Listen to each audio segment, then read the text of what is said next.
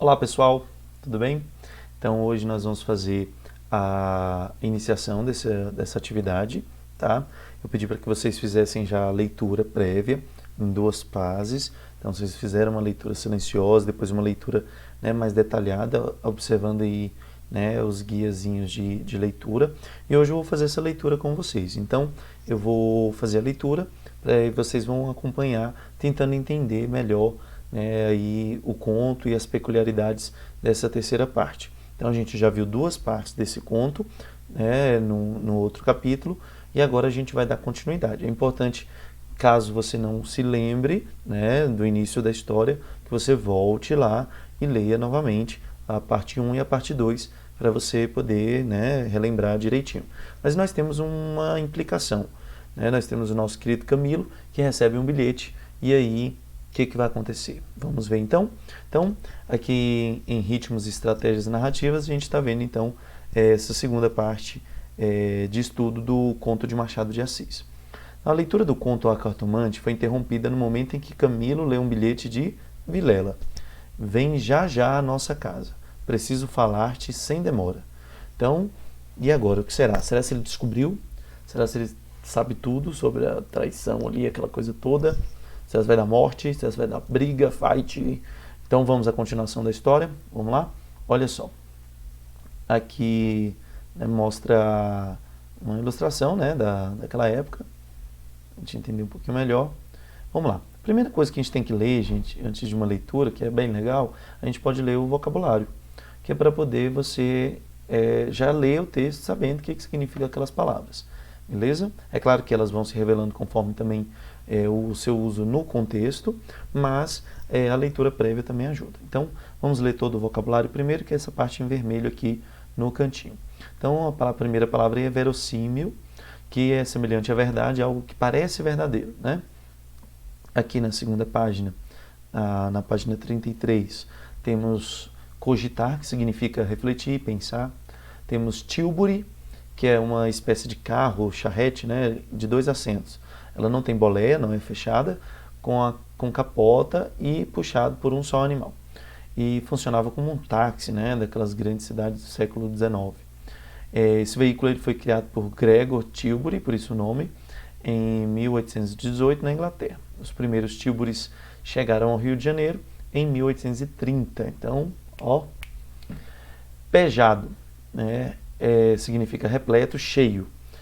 Reboar significa ecoar com força, retumbar, ressoar. É um som que você faz e se expande. Fustigar é o mesmo que sentido próprio, né, ali bater com a vara, açoitar. E no sentido figurado, excitar, estimular, né? Então fustigar. Enxovalhado significa manchado, sujo. De rosto seria de frente, né, diretamente nos olhos da pessoa. Então via ele de rosto, ou seja, via ele de frente. E por fim, aqui na página 34, nós temos ragazzo innamorato, que é em italiano, que significa rapaz apaixonado. Temos a palavra sibila, que é ali entre os gregos, né, era a sacerdotisa de Apolo, deus do sol, que tinha o dom da profecia. Então é o mesmo que profetiza. Algibeira, que é um bolso. Até hoje tem alguns antigos que ainda falam algibeira. Seria uma bolsinha, né, em forma ali de saquinho, que as mulheres prendiam a cintura. Então prendia para poder colocar as coisas. Barcarola é o mesmo que uma canção romântica dos gondoleiros de Veneza. Gôndola é aquele barco comprido, né, fino, que a gente vê nos filmes, em Veneza, né, naquelas ruas, na cidade alagada. E também a peça musical cujo ritmo moderado sugere o balançar de uma barca sobre as águas. Bem tranquilo, né? Então seria uma barcarola. Ok, vamos então para a nossa leitura. Prestem bastante atenção para vocês entenderem bem, né, o que o texto está trazendo, uma vez que nós vamos ter que fazer logo depois a atividade. Então, o texto é a cartomante, a parte 3. Vamos lá. Conforme essas indicações que nós temos aqui no guia de leitura, essa parte azul, eu vou parando e vou lendo e explicando. Imaginariamente viu a ponta da orelha de um drama. Ponta da orelha? Então, explicando aqui a imagem, a pergunta, você tinha percebido essa ponta da orelha? O que o autor quer fazer? Ele quer mostrar que que tem alguma coisa ali que a gente não tinha percebido, que tem alguma coisa para fora da história. Então tem um pontozinho que a gente vai ver na história, já meio que fazendo essa introdução. Rita, subjugada e lacrimosa, Vilela, indignado, pegando a pena e escrevendo o bilhete, certo de que ele acudiria e esperando-o para matá-lo. Então essa seria aí a dúvida que ele estava na cabeça, né? É o que ele estava criando na imaginação, seria a ponta da orelha. Camila estremeceu, tinha medo. Depois sorriu amarelo, e em todo caso repugnava-lhe a ideia de recuar, né, de voltar atrás, e foi andando. De caminho lembrou-se de ir à casa. Então, de agora em diante, observe que os retardamentos da narração, a profusão de detalhes, de repetições, desvios, como essa aí que o Camilo tem de decisão de voltar na sua casa, né, antes de seguir para o encontro com Vilela, né, podia achar algum recado de Rita. Então ele resolveu passar na casa dele porque talvez ele podia achar esse recado aí de Rita, alguma coisa, que acabasse lhe explicando tudo que talvez não fosse nada. Não achou nada nem ninguém. Voltou à rua e a ideia de estarem descobertos parecia-lhe cada vez mais verossímil, ou seja, de terem descoberto sobre eles. Era natural uma denúncia anônima, até da própria pessoa que o ameaçara antes, aquele bilhete que ele já tinha recebido. Podia ser que Vilela conhecesse agora tudo, então talvez o Vilela já estivesse sabendo de tudo. A mesma suspensão de suas visitas, sem motivo aparente, apenas com pretexto fútil, viria confirmar o resto. Então, o fato dele ter ficado já um tempo sem aparecer, poderia ter confirmado todas as suspeitas que um bilhete ou uma acusação anônima poderia ter feito Vilela descobrir tudo. Tá vendo? Então ele vai pensando. Camilo ia andando inquieto e nervoso. Não relia o bilhete, mas as palavras estavam decoradas diante dos olhos fixas, ou então, o que era ainda pior, eram-lhe murmuradas ao ouvido, como se ele próprio conseguisse ouvir a voz de Vilela, né? Com a própria voz de Vilela. Ou seja, aqui, ponto 3, observe em todo o parágrafo como o narrador assume totalmente o ponto de vista de Camilo. Então é como se o narrador ali não falasse de fora, mas como se ele fosse o próprio Camilo falando. É como se ele narrasse de dentro da mente da personagem. Machado de Assis tem essa característica de assumir essas formas psicológicas, né? A frase de Vilela no bilhete torna-se uma ideia fixa, da qual Camilo não consegue se libertar. Então ele vai remoendo aquilo ali na cabeça. Vem já à nossa casa, preciso falar-te sem demora. Então, as palavras lá do bilhete. Ditas assim, pela voz do outro, né, tinham um tom de mistério e ameaça. Vem já para quê? Era perto de 1h da tarde. A comoção crescia de minuto a minuto. Tanto imaginou que iria passar, que chegou a crê-lo e vê-lo. Olha isso, gente. Então ele meio que já estava imaginando toda a cena. Igual quando a gente vai, sei lá, discutir com alguém ou falar alguma coisa para alguém, fica com medo e você vai imaginando tudo que pode acontecer, até o que pode nem acontecer. Tipo, mas se ele falar isso, eu vou falar isso. Enfim, a gente vai remoendo aqui na cabeça. Positivamente tinha medo, entrou a cogitar, né, a refletir em ir armado, né, levar uma arma, considerando que, se nada houvesse, nada perdia, e a precaução era útil. Logo depois rejeitava a ideia, vexado de si mesmo, e seguia, picando o passo, na direção do Largo da Carioca, né, tipo uma praça, para entrar num Tilbury, né, o carro que a gente falou, né, a charrete. Chegou, entrou e mandou seguir a trote largo, ou seja, pediu para o cavalo ir mais rápido. Quanto antes, melhor, pensou ele. Não posso estar assim. Então, esse ponto 4 diz o que para nós? Olha só. Observe o contraste entre a ansiedade, a pressa de Camilo e a lentidão da narração. Então, por mais que ele está com pressa, parece que o autor está prendendo a gente ali na narração sem desenrolar logo a história, fica colocando detalhes. Enfim, vamos lá. Aqui, parágrafo 30. Mas o mesmo trote do cavalo veio agravar-lhe a comoção. O tempo voava e ele não tardaria a intestar com o perigo, né? Bater de testa, de frente. Quase no fim da Rua da Guarda Velha, o Tilbury teve de parar. A rua estava atravancada com uma carroça. Ponto 5. Olha só, o autor parece brincar com o leitor. Poxa, a gente está com pressa, o cara está nervoso, a gente quer saber logo se traiu, não traiu, se ele descobriu, se não descobriu.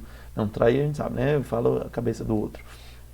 Enfim, e aí o autor parece brincar com a gente. Agora, com toda a ansiedade que se estabeleceu, é uma carroça quebrada que está ali impedindo a chegada rápida à casa de Vilela e a revelação do segredo do bilhete. Então, continuando. que caíra, né? A carroça caiu. Camilo, em si mesmo, estimou o obstáculo e esperou. No fim de 5 minutos, reparou que ao lado à esquerda, ao pé do tilbre, ficava a casa da cartomante, a quem Rita consultara uma vez. E nunca ele desejou tanto crer na lição das cartas.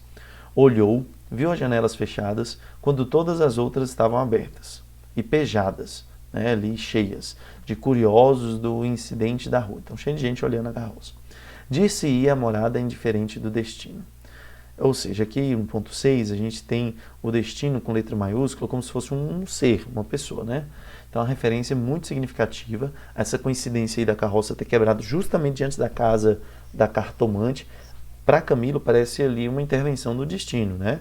Então, a maiúscula, né, a letra maiúscula, indica que o narrador se refere à personificação do destino, né, como se fosse uma pessoa, e uma entidade que governa os acontecimentos, que nem na mitologia grega ali a divindade Moros, né, que era o destino.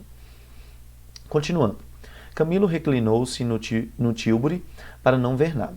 A agitação dele era grande, extraordinária, e do fundo das camadas morais emergiam alguns fantasmas de outro tempo. As velhas crenças, as superstições antigas. O cocheiro propôs-lhe voltar à primeira travessa e ir por outro caminho.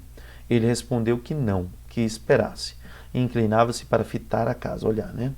Depois fez um gesto incrédulo. Era a ideia de ouvir a cartomante que lhe passava ao longe, muito longe, com vastas asas cinzentas. Esse ponto 7, a gente tem aqui então, falando que pede para a gente observar a personificação da ideia de visitar a cartomante em todo o trecho que segue, né?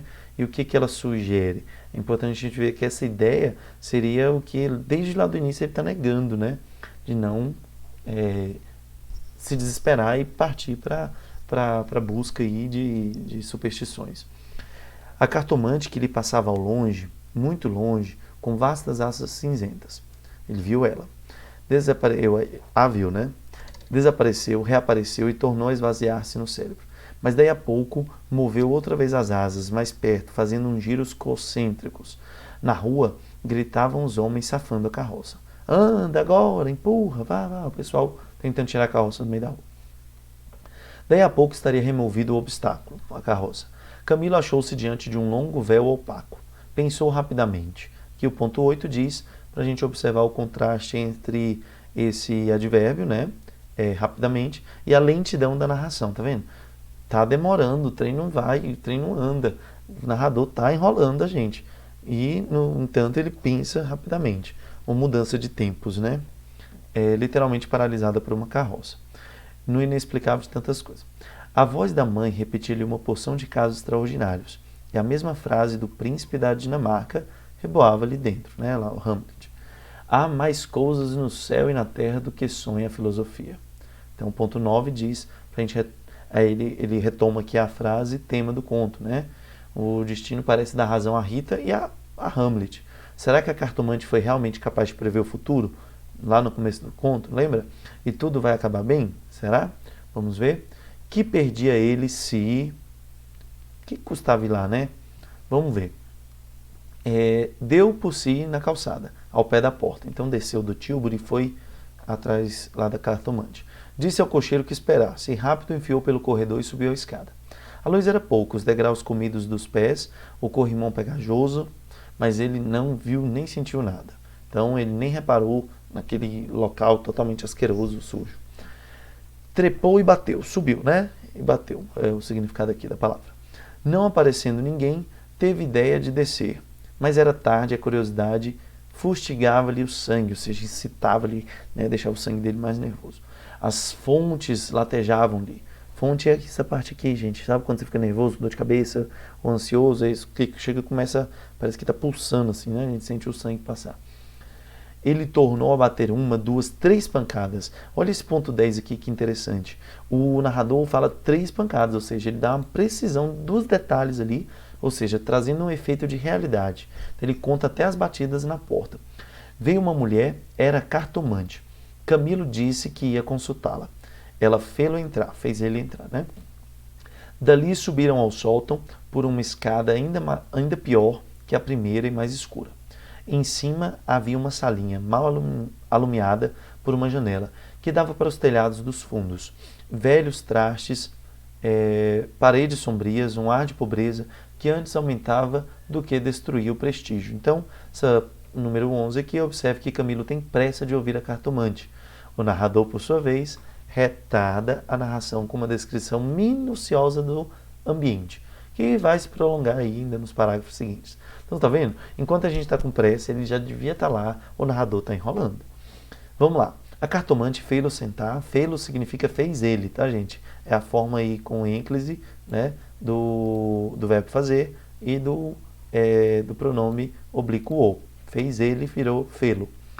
A cartomante fê-lo sentar diante da mesa e sentou-se do lado oposto, né, contrário, com as costas para a janela, de maneira que a pouca luz de fora batia em cheio no rosto de Camilo, que as janelas estavam fechadinhas. Abriu uma gaveta e tirou um baralho de cartas compridas e enxovalhadas, velhas, né? Enquanto as baralhava, rapidamente, olhava para ele, não de rosto, né, não de frente, mas por baixo dos olhos. Era uma mulher de 40 anos, italiana, morena e magra, com grandes olhos sonsos e agudos.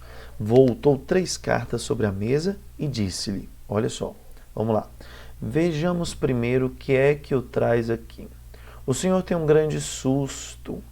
E aí, olha só, o ponto 12 mostra que essa fala da cartomante contém realmente uma adivinhação. Gente, o cara chega lá assustado, ela fala que ele está assustado. Aí ele fala, é verdade. E aí, tipo, nossa, ela adivinhou que eu estou assustado. Não, ela pode ter visto. Será? Se isso é uma adivinhação ou não? Ficou a dúvida, né? Ponto 37. Camilo, maravilhado, fez um gesto afirmativo. Por que ele estava maravilhado se ele não acreditava em nada? Então, olha só, o ponto 13 pede para a gente comparar a reação de Camilo com a de Rita lá no início do conto, na primeira parte. Ele foi menos ingênuo do que ela? Acho que não, né? Então, ele ficou bobo porque ela falou que ele estava com susto, sendo que ele estava assustado. Poderia ser somente uma questão de lógica, né? Enfim, a ideia aqui não é dizer se ela adivinhou ou não, se ela tem poderes ou não, enfim. A ideia é só a gente perceber as possibilidades, as hipóteses, entende? Olha só, parágrafo 38. E quer saber, continuou ela, se lhe acontecerá alguma coisa ou não. Aí ele já interrompeu e falou, a minha ela, explicou vivamente ele. A cartomante não sorriu. Disse-lhe só que esperasse. Rápido pegou outra vez das cartas e baralhou-as com os longos dedos finos de unhas descuradas. Baralhou-as bem. Transpôs os maços, 1, 2, 3 vezes. Tá vendo? O narrador vai dando detalhe. Depois começou a estendê-las. Camilo tinha os olhos nela, curioso, ansioso. As cartas dizem-me, ela falou. Camilo inclinou-se para beber uma a uma as palavras, tipo, bem atento. Então ela declarou-lhe que não tivesse medo de nada. Nada aconteceria nem a um nem a outro. Ele, o terceiro, ignorava tudo. Então ela fala que, né, ali o outro não sabia de nada. Não obstante, era indispensável muita cautela. Ferviam invejas e despeitos. Falou-lhe do amor que os ligava, da beleza de Rita. Camilo estava ali deslumbrado, né? A cartomante acabou, recolheu as cartas e fechou-as na gaveta. A senhora restituiu-me a paz ao espírito, disse ele, estendendo a mão por cima da mesa e apertando a da cartomante. Esta levantou-se rindo, né? Toda ali satisfeita. Vá, disse ela, vá, ragazzo innamorato. Ou seja, vá, né, jovem apaixonado. E de pé, com o dedo indicador, tocou-lhe na testa. Então ela fez assim nele. Camilo estremeceu, como se fosse a própria mão da Sibila, né? Ali, como a gente viu no vocabulário, a profetisa. E levantou-se também. A cartomante foi à cômoda sobre a qual estava um prato com passas. Tirou um cacho destas, começou a despencá-las e comê-las, mostrando 2 fileiras de dentes que desmentiam as unhas. Nessa mesma ação comum, a mulher tinha um ar particular. Camilo, ansioso por sair, não sabia como pagasse. Ignorava o preço. Então, né, não fazia ideia do que ele pagava, já que uma vez ele estava satisfeito. Passas custam dinheiro, disse ele afinal, tirando a carteira. Quantas quer mandar buscar? Pergunte ao seu coração, respondeu ela. Camilo tirou uma nota de 10.000 réis e deu-lhe. Né? O deu-lhe aqui, esse lhe, gente, significa deu ela a ela. Ou seja, deu a nota a ela. Deu-lhe deu-lhe, ficaria aí mais ou menos numa outra linguagem, mas é deu-lhe, ou seja, deu a nota a ela. Os olhos da cartomante fuzilaram. O preço usual era R$2.000. Então, normalmente ela cobrava R$2.000 e ele deu 10.000. Então, ela ficou feliz. Já dá para comprar um pote de Nutella. Vejo bem que o senhor gosta muito dela. E faz bem. Isso é a cartomante dizendo. Ela gosta muito do senhor. Vá tranquilo. Olha a escada, é escura. Ponha o chapéu. A cartomante tinha já guardado a nota na algibeira, né, no bolsinho, e descia com ele, falando com um leve sotaque. Camilo despediu-se dela embaixo e desceu a escada que levava à rua, enquanto a cartomante, alegre com a paga, tornava acima, cantarolando uma barcarola. Camilo achou o Tilbury esperando, a rua estava livre, entrou e seguiu a trote largo. Vocês viram, gente, que coisa louca? Tipo, ele já estava indo para casa de Vilela e aconteceu tudo isso. Então, assim, Machado de Assis conseguiu prender a gente mais uma vez nesse pedaço da história, né, em que resolveu e não resolveu, uma vez que era a fala da cartomante, mas a gente não pode afirmar que ela estava prevendo realmente o futuro. Vai que, né? Então, agora, depois de lido aqui, né, mais explicado, se precisar ler novamente essa parte do conto, vocês vão responder lá na página 35 a atividade. Não precisa fazer essa daqui, só a atividade da página 35, número 1, ok? E a número 2 e número 3 da página 36, tá bom? Essa é a atividade que tem para fazer, então façam a atividade e façam a postagem depois. Logo depois a gente vai fazer a correção dessa atividade. Meus amores, essa nossa aula, eu quis fazer a leitura com vocês, explicando aí passo a passo e fazendo um detalhamento aí da história, uma reflexão para a gente poder entender melhor. Beleza? Então, até a próxima. Tchau, tchau.